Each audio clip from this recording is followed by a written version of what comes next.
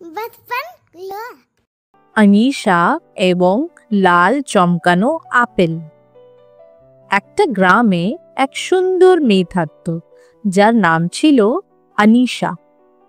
সে খুব ভালো মনের ছিল, সবার সাথে মিলেমিশে থাকত, খেলাধুলো করত আর সবাইকে সাহায্য করত।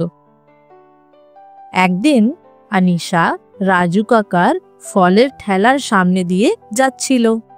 তখনই সে ঠেলার ওপর একটা বড় লাল চমকানো আপেল দেখল আর ভাবল, বাহ, এই আপেলটা তো বেশ, দেখেই মনে হচ্ছে খুব মিষ্টি হবে।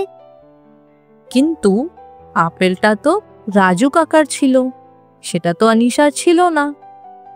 তারপরে আনিশা নিজের আশেপাশে এদিক ওদিক তাকালো।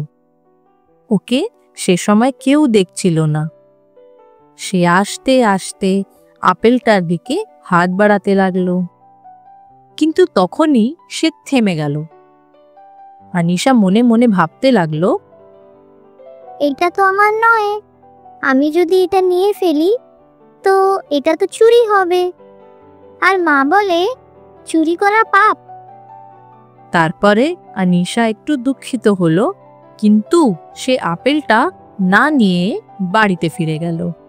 কিছুক্ষণ পর রাজু কাকা আনিশার বাড়িতে গেল। ওকে বলল, হ্যালো আনিশা, তুমি কি একটা আপেল খাবে? এটা শুনে আনিশা বলল, হ্যাঁ, কিন্তু আমি আপেল তোমার ঠেলার থেকে ওঠাইনি। আমি নিতে চাইছিলাম, কিন্তু ওটা আমার ছিল না, তাই আমি আপেলটাকে ছুঁইও নি। আনিশার এই কথাগুলো শুনে রাজু কাকা হাসলেন এবং তার মাথায় আদরের হাত রাখলেন। তারপর বললেন, বেটা, তুমি খুব সৎ মেয়ে। আমি তোমায় আশীর্বাদ করি, খুব ভালো থাকো। তারপরে তিনি আনিশাকে দুটো অ্যাপেল দিলেন, একটা তার জন্য আর একটা কারোর সাথে শেয়ার করার জন্য।